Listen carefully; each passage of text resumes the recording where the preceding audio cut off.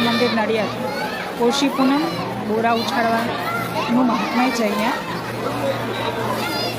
એવું કહેવામાં આવે છે કે પોષી પૂનમે બોરા ઉછાળવાથી બાળક ન બોલતું હોય તો બોલવા લાગે.